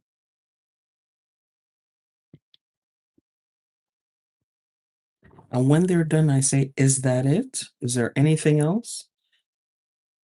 And it was, oh yeah, there's more. And you let them say everything till they get to the point where there's nothing more to be said. And I will say, this is what I say. I apologize. How can I make this right? And usually, what happens is that that's not what they were expecting. They were expecting a fight, they were expecting argument, They were expecting me to justify myself, to tell myself side of the story. And there are sometimes the manager or the director will say to me, "Well, aren't you going to tell your side of your story?" And I say to them, "That's not necessary. What is important now is that I make this person whole. What would you like me to do that will fix this for you?" And usually people would say, "Oh, no, no, I don't want anything. I just wanted you to know I don't want anything. Are you sure?" And they'll say, "No, no, no, no, no, no, no."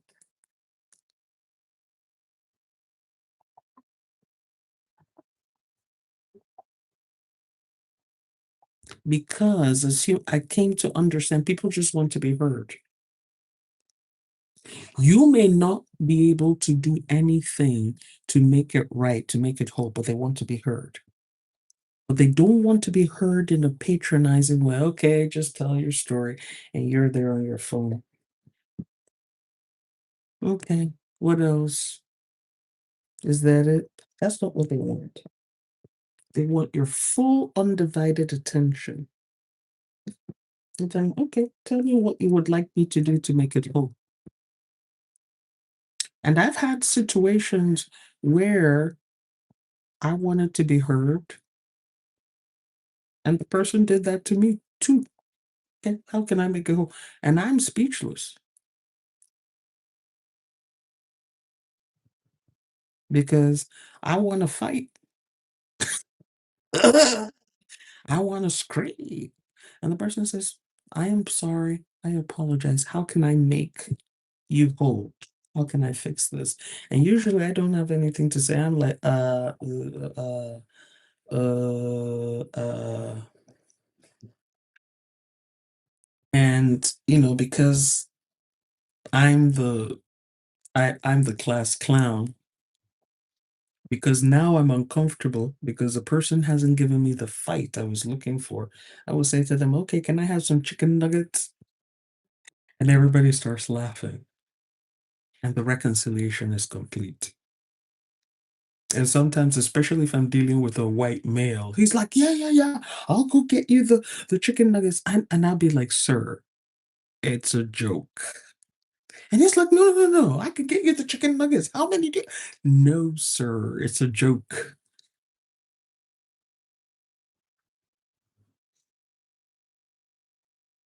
And then some of them will start pushing it. "No, no, no, no, no. I get it. It's a joke, but I still want to buy you the chicken nuggets." And I'll say, "No, you give me the money for the chicken nuggets." They'll say, "Okay." And they'll put their hands in their wallet and try to give me a 20. And I say, "That won't suffice." And they'll be like, "What?" And I'll say, "No, $500. So if you want to really buy me them chicken nuggets, it's gonna be $500." And then you see them say, "Ah, okay, really? She must be joking." And then everybody laughs.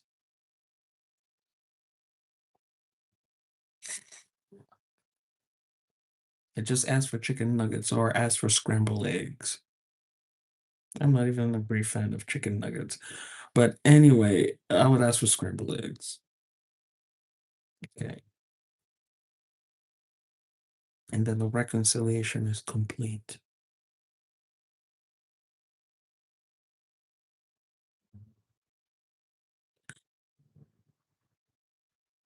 S- I used to be worried back in the day that if I apologized, that I would appear weak. And I think a lot of us struggle with that.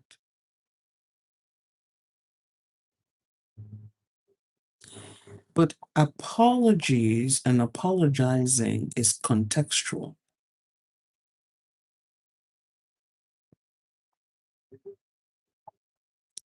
If you like that mad woman that blocked my car last year, I can't apologize for that. You're clearly the aggressor. So I can't apologize to you. You should be apologizing to me. Okay. But when you are in the service industry, you're providing services. Even if you're selling a product, you're still in the service industry. there is a lot of opportunity to be misunderstood. There is a lot of opportunity for miscommunication. So sometimes the fastest and easiest thing to do is to say to yourself first, this conflict is not worth it. I want to go home on time and watch my Nollywood movie.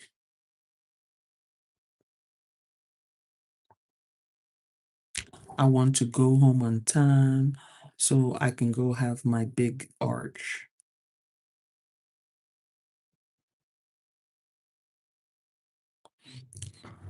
I wanna so I'll apologize. Okay, I'm sorry.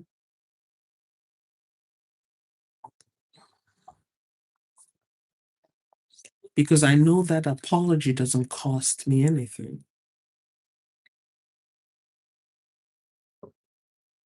And I know that I still need your business,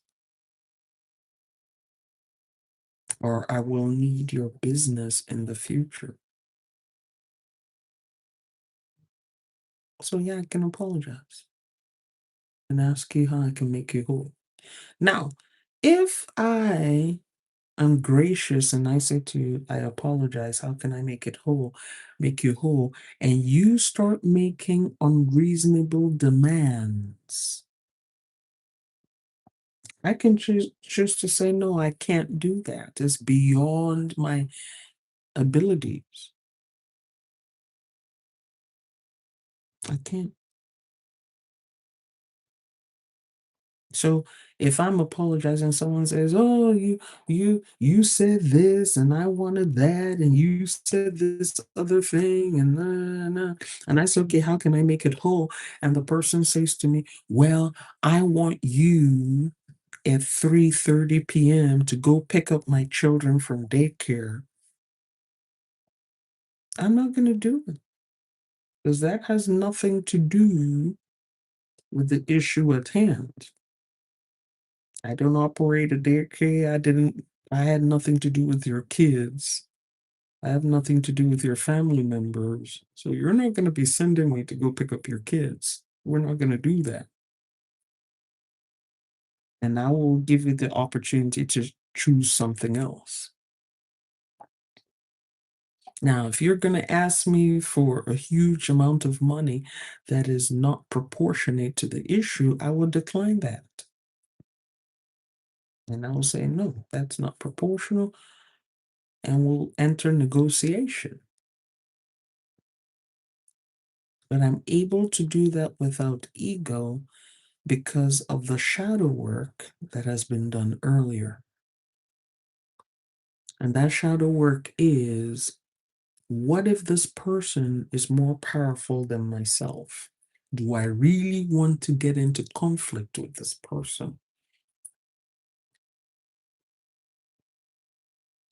What if this person has more connections, knows more people than I do? Do I really want to get into conflict with this person?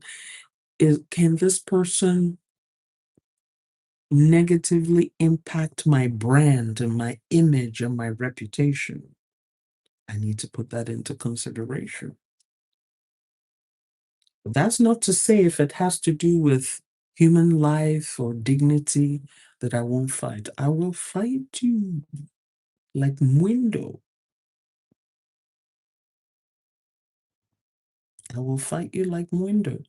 And if I have to go recruit whomever, whatever I need to recruit for the fight, I will do that.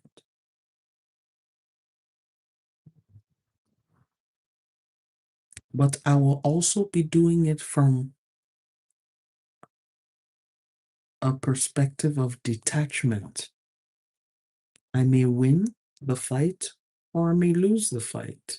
And either way, I'm still going to have a restful night's sleep. That's that's one of the things you can gain when you've done that inner work. The acceptance, yes, I may go into this fight, I may win, I may lose. And that's okay. My ego is not tied to it. I might be trying to prove a point like Mwindo, but If I'm unable to prove my point, and if I'm unable to win, I will grieve that loss and move on. I'm not going to be carrying it on my shoulder, carrying it on my head. I'm not going to carry it. I'm not going to be, oh, you come and see what happened to me. So you see why the story of Mwindo, the epic tale of Mwindo, is so it's loaded, it's packed, it's layered. So Mwindo and his father Mwindo resurrects the villagers of Tubondo. Then they divide the kingdom into two, with Mwindo ruling one half and his father ruling the other half. Mwindo becomes a just, wise, and peaceful king. And the only reason why he can become a just, wise, and peaceful king is because he now has the benefit of experience. The shadow work has been done. He established, past tense, a code of laws for his people, emphasizing harmony, respect for life, and the rejection of excessive pride. And note the qualifying adjective there, excessive pride. So, in other words, it doesn't mean you cannot be proud, but it should not be excessive. I can be proud of what I am. I can be proud of who I am, but it should not be excessive. It should not be at the expense of someone else.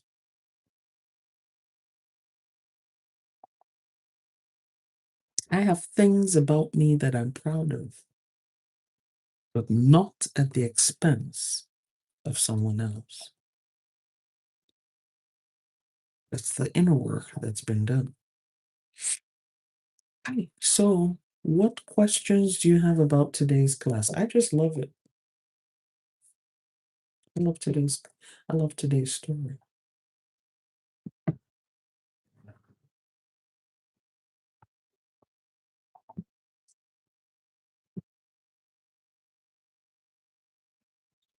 What questions, comments do you have about today's class?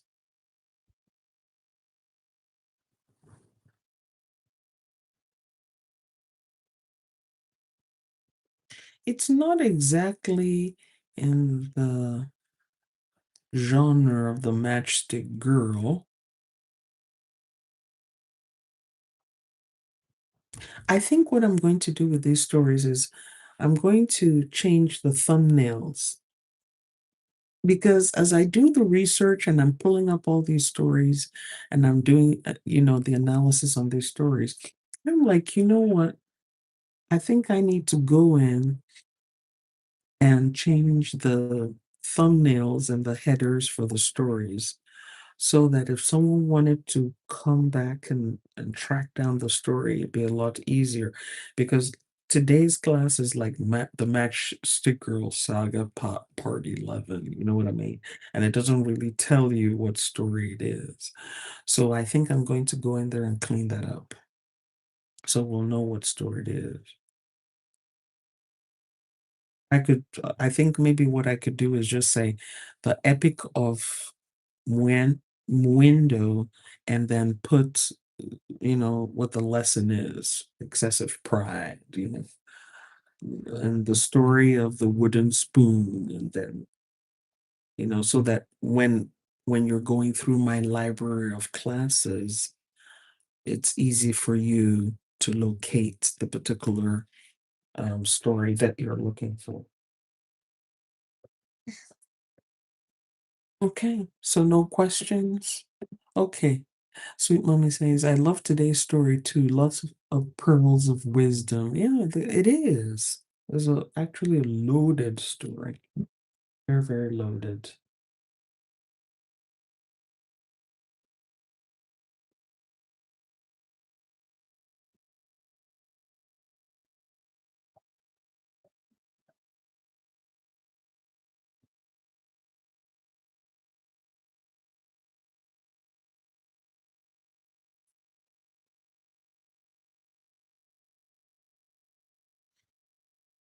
So any questions, comments?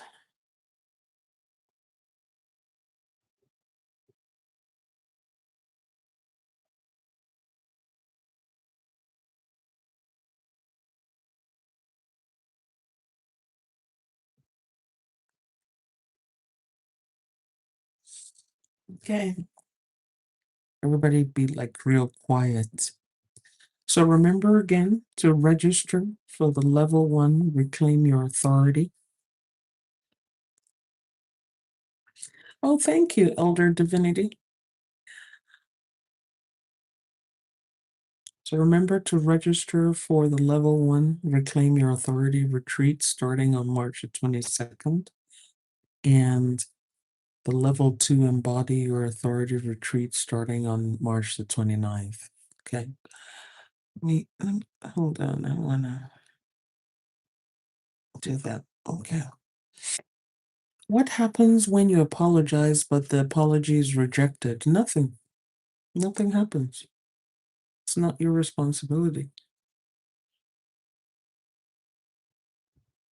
If I give you a gift and you reject the gift, what happens?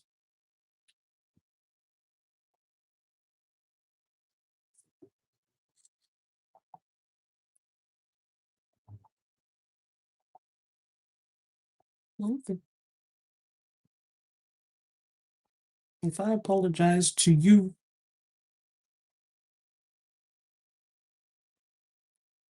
and you reject the apology, bye-bye. Example, what if the father rejected reconciliation with the son? Then he rejected it. Everybody goes about their business. People do reject apologies. People do reject reconciliations. You're right. Life goes on. There are some people who I've given examples in my classes. I've had people who try to reconcile with me and I said no. Did they pass? No. Did I pass? No. Did the world come to an end? No. Everybody moves on. They've done what they need to do. If I apologize to somebody and they refuse, or I try to reconcile with somebody and they refuse, I have done what I need to do. I am not going to stand there and keep beating at a closed door. This, again, is not about gaining approval.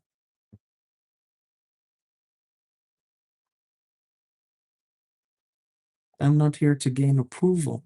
Some people will reject your apology to hold you in emotional bondage. That's true, but you can also choose to stay in that bondage or not. So if I say sorry and you refuse, bye-bye.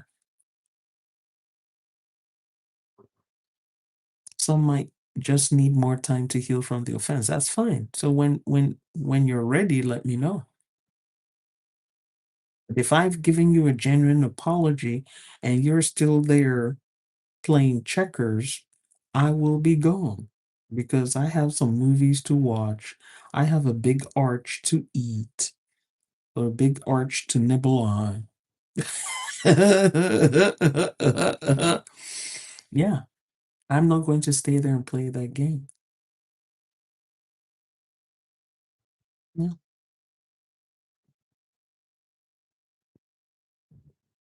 If you went and told somebody that I offended you, for example, and I come and apologize to you because you've told somebody or you made it known to me that you were offended, and I come and apologize and you start playing games with the apology, I would say to you, oh, can you give me a minute? I need to go to the restroom.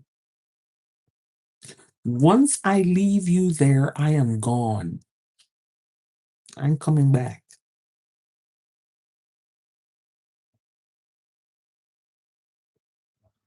So in your mind, you're going to be thinking I'm still sitting in the restroom.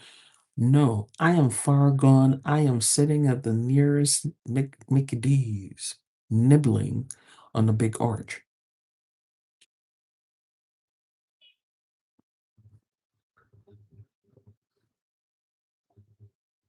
Nibbling on a big arch.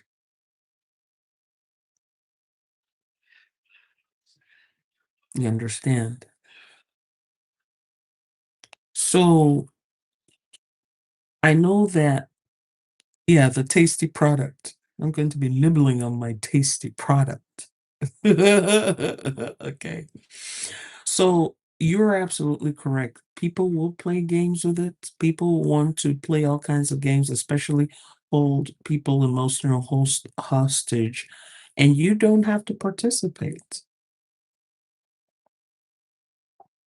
And that usually happens when the conflict is not even a legitimate conflict. Like, for instance, let me give an example. You might be dealing with uh, someone who's always looking for reasons to be offended.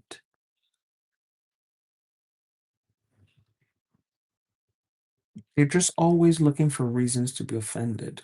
That's not what this story is about.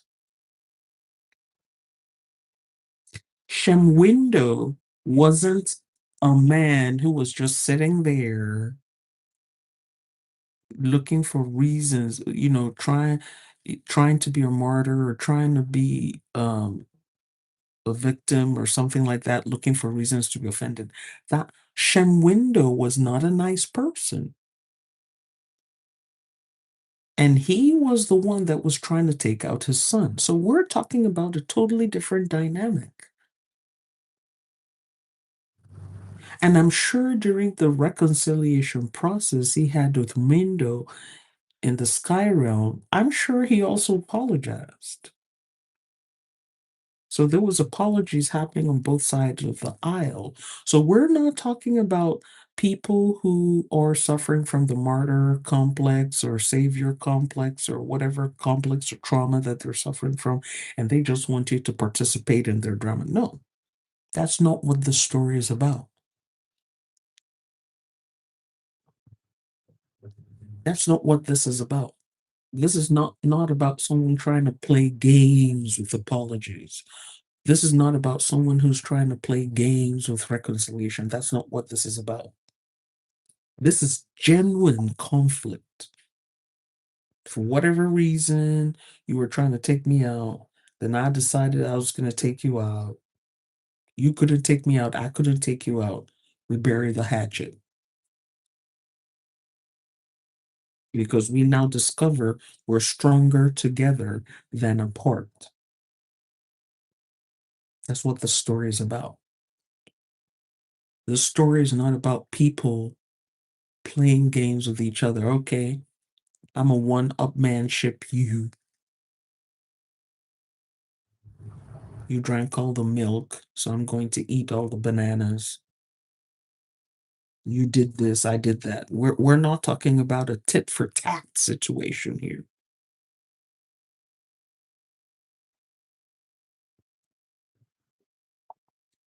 Okay. We're talking about serious conflict, serious offense. We're talking about a serious reconciliation.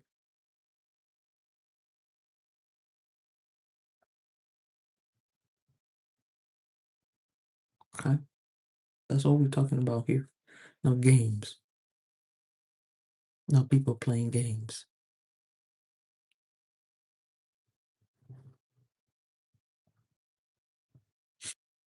Okay. So I hope that clarifies. All right. Advanced members, remember that there's a class on Saturday. Show up early. All right. Make sure you show up early for the class. I'm still wondering if I should have a class tomorrow because, I've been having classes every day this week. Because once we go into retreat period and then I have some whatchamacallit. Excuse me, I'm still fasting. Um I have some retreats. Not retreats, rituals coming up. So the next 2 weeks is going to be pretty busy. Yeah, I have some rituals to do, some water rituals to do, and some earth rituals to do. So the next 2 weeks going to be pretty busy for me. So I'm trying to get in, and I'll try my best to, teach classes over the next 2 weeks as well. All right. So any more questions? No more questions? Okay. We're thankful to our Creator, our guardian spirits, our ancestors, and our spirit guides for today's forbidden fruit, for today's lessons, and for today's community. Ashe.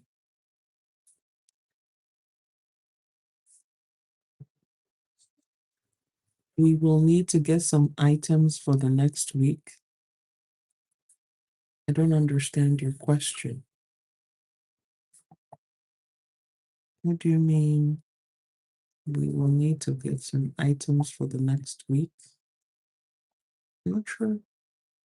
What does that mean?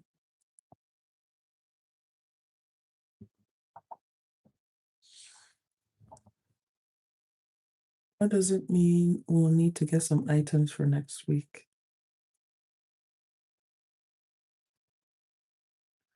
So what's happening next week? You need to get items for next week. I'm not sure I understand.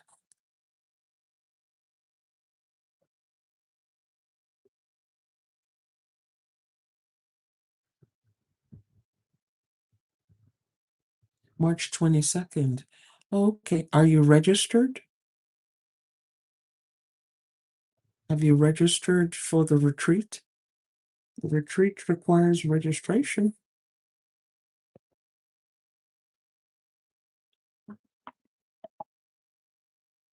That's why I say register, register, register, register. The level 1, reclaim your authority, requires registration. The level 2, embody your authority, requires registration and also the prerequisite of level 1. So are you registered?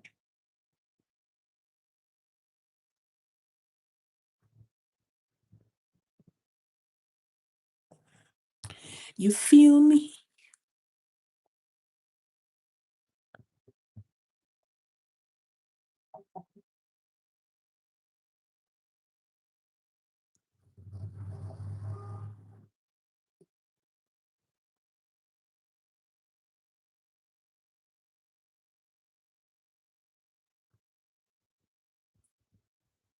Do you feel me, feel me, feel me, feel me, feel me?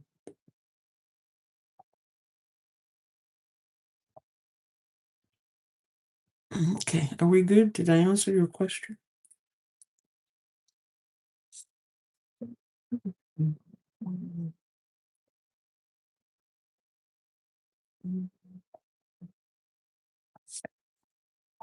The retreats require registration. So, okay, you're welcome. All right, talk to you later. Thanks for coming to class.